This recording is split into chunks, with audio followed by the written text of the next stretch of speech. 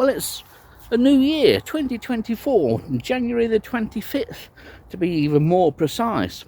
A very mild January evening, hence the reason I'm here at Lound Wood, just outside the village of Eakring in Nottinghamshire, in an attempt to get a few moths on the scoreboard, so to speak.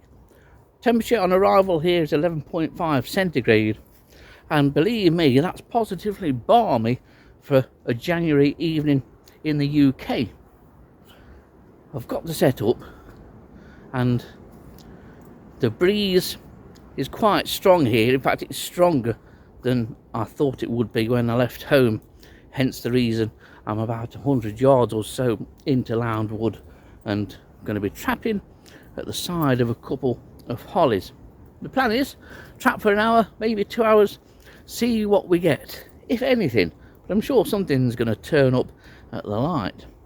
I'd best get set up and switch it on.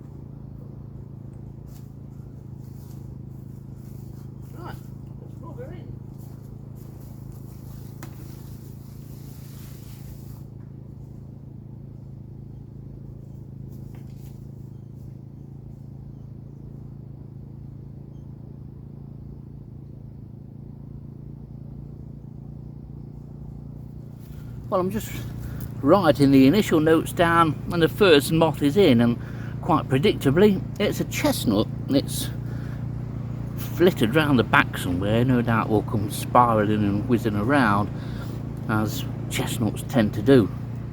But within a couple of minutes we've got our first moth of the year. Well, here's the first entry into the notebook with chestnut. The conditions overcast and breezy, but it's very mild for January. And then I'll just make a start note of the temperature at the start of the trapping session, and of course the time as well, and the end temperature and end time for the session will be recorded. I've always used an A4 notebook such as this. I do like it. It gives you plenty of room if you get lots of moths.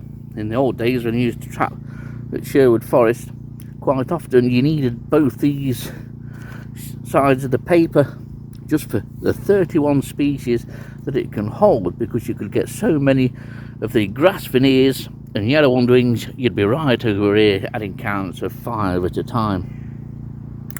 Nowadays it's not so much on that, and I can get a total of 62 species on here because there's less moths. But we certainly won't be using all of this tonight. Hopefully we may get around half a dozen or so species, but as is often the case on nights like this, there are often surprises, and those surprises can be varied. You don't get them all the time, but just occasionally something can turn up when you least expect it. But it's not very often I've trapped in January before. It's not very often you really get conditions that are mild enough to warrant getting all the gear into the car and coming out. Not that I have a great deal of gear, to be honest. It's just generator and the light, and then my bag of tricks, including refreshments. But the key, everybody likes to trap as early as they can. You may well get a bit fed up of moth trapping as the end of the year draws close, but then once you've got Christmas and New Year out of the way, if you're anything like me, you're absolutely itching to get the trap out and to go out somewhere and start recording moths for the first time in any given year. Well, that chestnut remains the only moth in. I'm sure something else will turn up, but we are looking for the earliest of early species, really, to be honest. I think we're too early for even species like spring usher, but some of these species that do fly in the first 2 months of the year, you can very easily miss them. You might think that the weather's not always suitable for moths to fly, but these moths that fly during the colder months of the year have developed to fly in the colder months of the year. So a low temperature doesn't often put those off, and they can be over and done with before you've even considered getting the trap out and venturing into your local woodland. So it always pays to start trapping early. You're not going to get a great number of moths, and tonight looks as though it's going to be that kind of session. Maybe just a handful of moths on present showing, but you never know. I would have liked to have trapped nearer to the edge of Lound wood, because the edge of Lound wood is surrounded by a number of hedgerows with lots of sloe and hawthorn, and there is a good chance of early moth and some late winter moths still knocking about. You tend not to get them so much in the middle of Lound wood for some reason. Going on previous history, there's no reason why winter moths shouldn't be throughout Lound wood rather than just being concentrated on the edges. But in experience over the years, it's proved that there are fewer, or rarely trap them, in the centre. Well, we have another moth, and I can tell you that that's a pale brindled beauty, but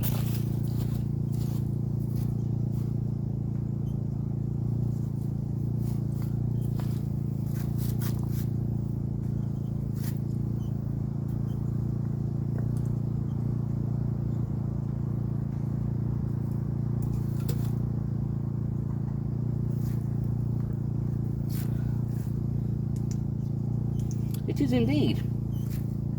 May well be my earliest record of pale brindled beauty. Well, this pale brindled beauty may well not appear to be that attractive, but they are very nicely marked. Many moths are quite subtly marked, and this is indeed one of them. You can get some males that are completely black and devoid of any markings at all, and both hind wings and forewings are black, but they're not all that common in any population, at least on the basis of mine and Dillis's records over the years. But I do love these. I have a soft spot for these. I remember recording it first many years ago in this very location, and pale brindled beauty to me marks the start of the moth trapping season, to be honest. And you will always only ever get males to light, because the females are wingless, or at least only have vestigial wings, but may not appear to be attractively marked. But this one is nicely marked, very fresh, and there's just a hint of pink and black on the abdomen there that's just about visible. So our second moth of the evening, and quite predictable to get the pale brindled beauty. Very welcome though. Even with it being a common species, I still do like to see these.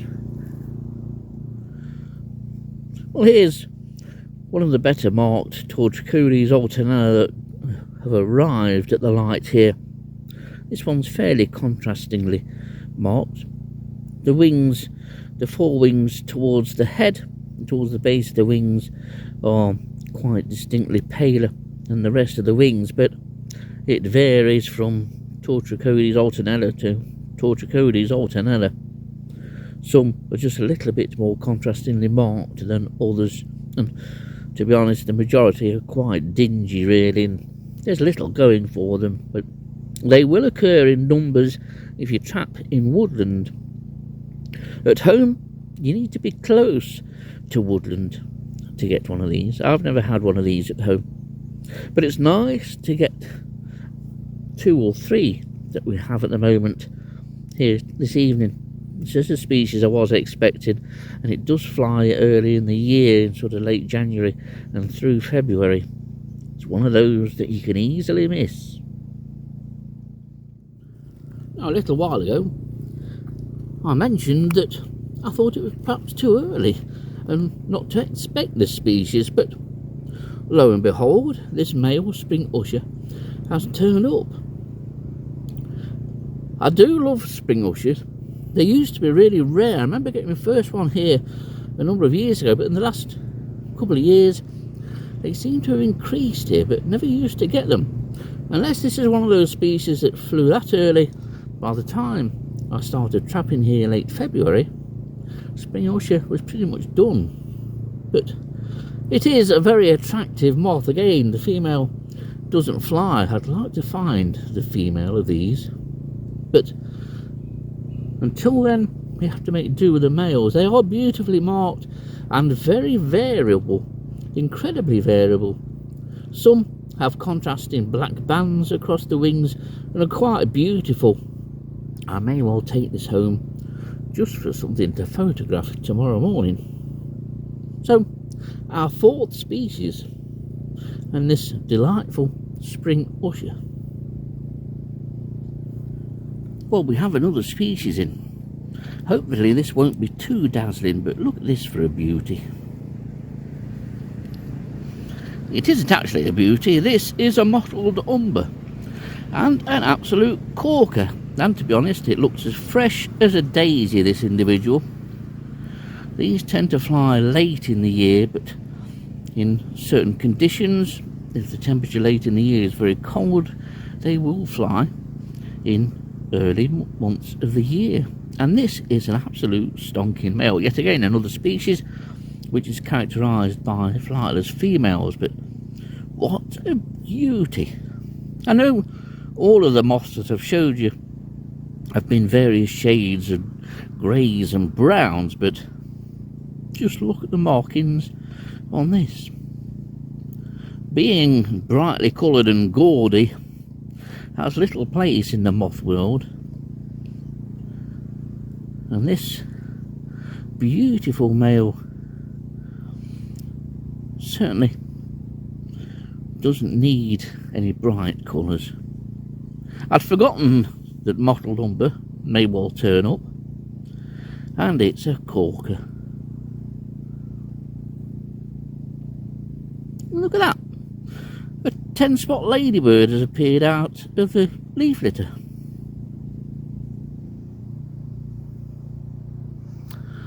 I'm not getting overrun with pale brindled beauties, but there are decent numbers now appearing at the light.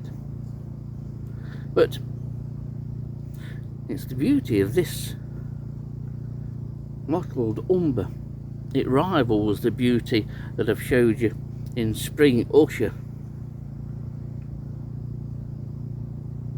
They really are beautiful things.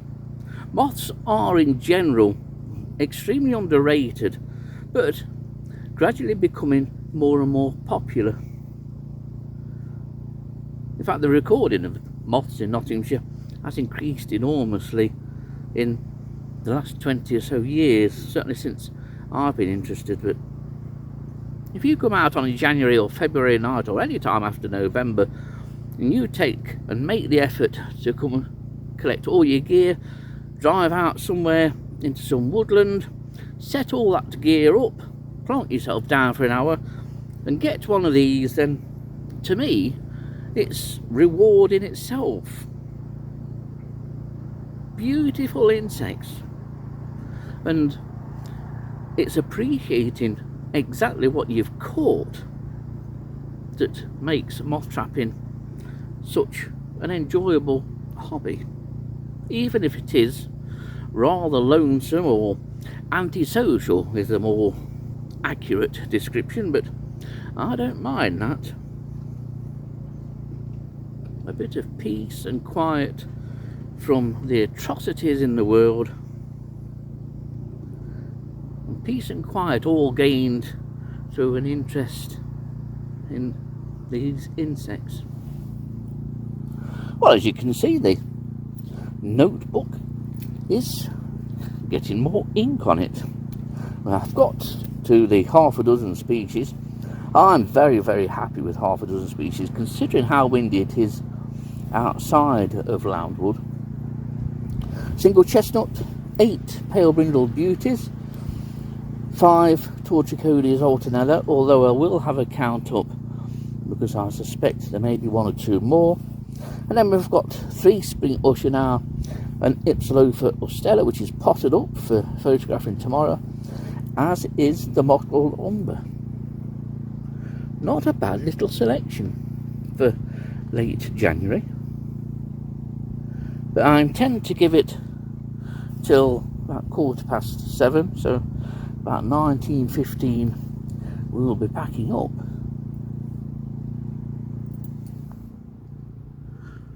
Well, that's the view looking towards the light in the car.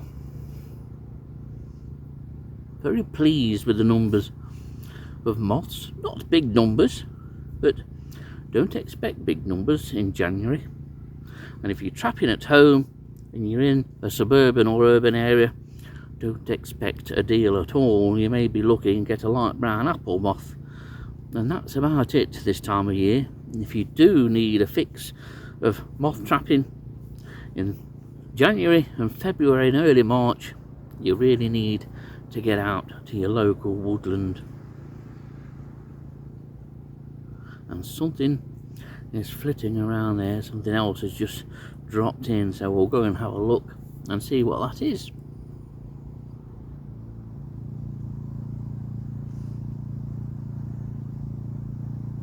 Well, that moth that was flitting about turned out to be our 4th spring usher. Very pleased with that total. Didn't think we'd even get 1, never mind 4, but I was rather expecting one of the early flying Eclaris moths. There's a range of species which overwinter as adults, and all of them can turn up on a mild night like this, but possibly it's a bit too breezy. That breeze blowing through parts of Lound Wood.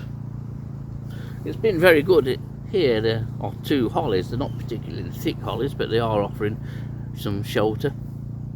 And Lound Wood is on a south facing slope, and I'm at the top of it where I am here in Lound Wood. It's not a large wood at all, but the location of your trapping area is something you need to bear in mind. Don't trap anywhere where it's windy, because most of the moths that are attracted to the light will be blown straight past you, and it's not much fun when you're moth trapping in the wind. As long time watchers or subscribers to this channel will know, I don't wear a coat. I haven't worn a coat since about 2012. Don't need one. And to be honest, I think if you need a big coat, you're trapping in the wrong location. Always look for somewhere that's sheltered from any breeze. It'll be far more comfortable and enjoyable that way. And now I think I need to start and get through the flask of tea that I've made. I always make far too much tea. Still, it's nice to have a drink on the way home. Well, it's now 19:15. Time to pack up. What a pleasant couple of hours it's been, and there's still the odd moth coming in as well, but I think it's a tad breezier. And I've just noticed that relatively above where I've been trapping, there is a tree that's intending to fall, but it's being propped up by another tree. So maybe time to pack up after all.